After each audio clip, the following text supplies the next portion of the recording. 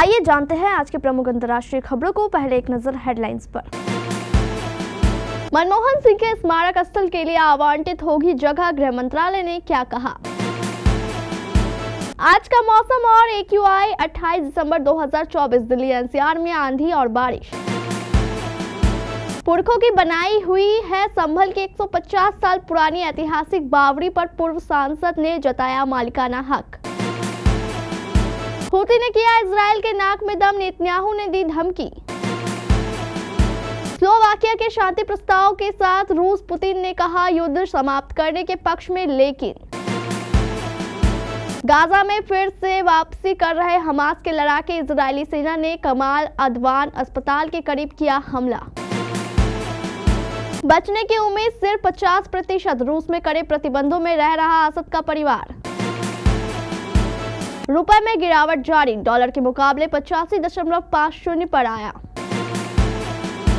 Birthday के दिन ही भड़के सलमान खान, जुबानी जंग पर कशिश को दी चेतावनी। और पाकिस्तान के खिलाफ साउथ अफ्रीका के कार्बिन बॉस ने बनाया वर्ल्ड रिकॉर्ड, 122 साल बाद हुआ ऐसा।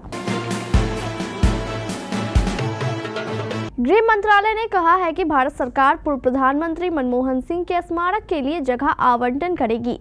PIB पर जारी बयान के अनुसार गृह मंत्रालय ने कहा है कि इस संबंध में उनके परिवार और कांग्रेस अध्यक्ष मल्लिकार्जुन खड़गे को सूचना दे दी गई है। गुरुवार को देर रात जारी बयान में कहा गया है कि कांग्रेस अध्यक्ष की ओर से सरकार को पूर्व प्रधानमंत्री मनमोहन सिंह के स्मारक स्थल के आवंटन के लिए अनुरोध प्राप्त हुआ था।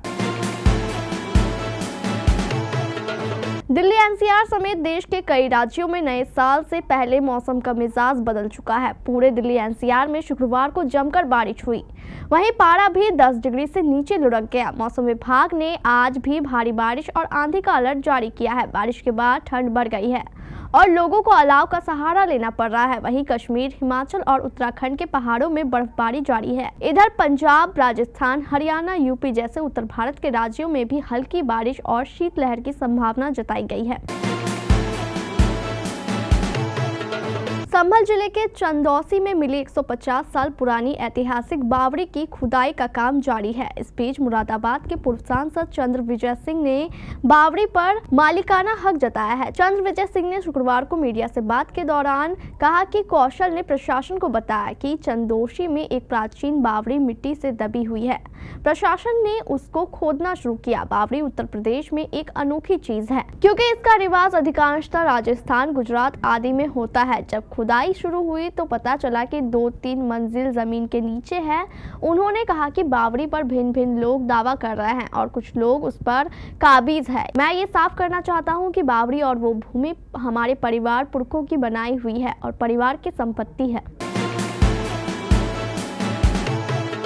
इजराइल हमास के युद्ध में अब यमन के हुती विद्रोहियों ने भी अपने कदम बढ़ा लिए हैं। हालांकि इजराइल ने इसके खिलाफ अपने हमले तेज कर दिए हैं। प्रधानमंत्री बेंजामिन नेतन्याहू ने हुती चेतावनी देते हुए कहा है कि अगर वे इजराइल पर हमला जारी रखते हैं तो गाजा, सीरिया में ईरान समर्थित सहयोगियों और लेबनान की तरह ही अंजाम भुगतने होंगे। इजराइल ने गुरुवार 26 दिसंबर 2024 को यमन के इंटरनेशनल हेजियाज पावर प्लांट और होदेइदा के रस कुडैप पावर स्टेशन को निशाना बनाया। इसको लेकर नेतन्याहू ने कहा, हमने अभी इस हमले के जरिए सिर्फ शुरुआत की है। हम उन्हें किसी भी दिन इजराइल पर हमला करने नहीं देंगे, चाहे वह आज हो या कल। हम अंत तक उन पर हमला करते रहेंगे जब तक वे सीख ना ले लें। उन्होंने आगे कहा कि हमास ने सीखा, हिजबुल्लाह ने सीखा और सीरिया ने सीखा और अब हुती भी सीखेंगे।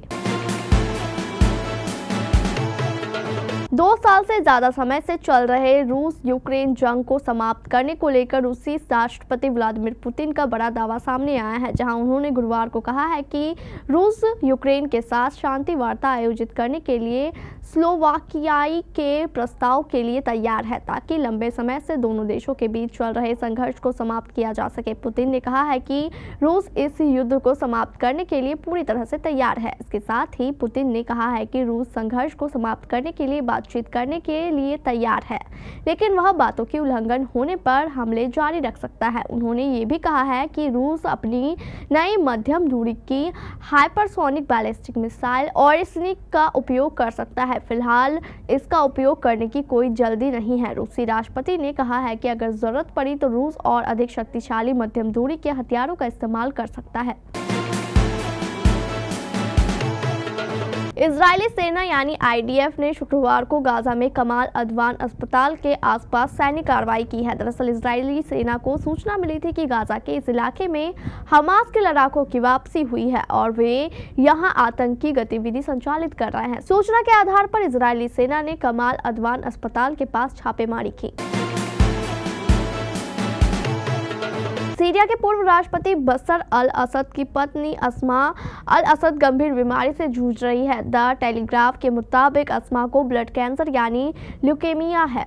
डॉक्टरों ने उन्हें बचने की संभावना सिर्फ 50% बताई है। ब्रिटिश मूल की अस्मा अल असद को 2019 में ब्रेस्ट कैंसर का पता चला था। इलाज के बाद उन्होंने खुद को कैंसर मुक्त घोषित किया था। फिलहाल उन्हें आइसोलेशन में रखकर इलाज किया जा रहा है। अस्मा ने दिसंबर 2000 में असद से शादी की थी। अस्मा और असद के 3 बच्चे हैं, जिनके नाम आफिज, जीन और करीम है। अस्मा का जन्म 1975 में लंदन के सीरियाई माता पिता के यहाँ हुआ था। उनके पास ब्रिटेन और सीरिया की दोहरी नागरिकता है। अमेरिकी डॉलर के मुकाबले रुपए में गिरावट जारी है। शुक्रवार को अमेरिकी डॉलर के मजबूत होने से रुपया 23 पैसे गिरकर 85.50 पर बंद हुआ, जो इसका अब तक का सबसे निचला स्तर है। कारोबार के दौरान रुपया 85.80 गिर गया था, लेकिन बाद में रिजर्व बैंक के संभावित हस्तक्षेप से कुछ सुधार हुआ। विश्लेषकों ने कहा है कि महीने के अंत में बैंकों और आयातकों के ओर से डॉलर की मांग आने से रुपए पर दबाव पड़ा। इसके अलावा डॉलर के मजबूत रुख ने भी इसके भाव को गिराने का काम किया। विश्लेषकों के मुताबिक रिजर्व बैंक की ओर से शॉर्ट टर्म फ्यूचर कॉन्ट्रैक्ट में डॉलर भुगतान को रोके रखने से डॉलर की कमी बढ़ गई है।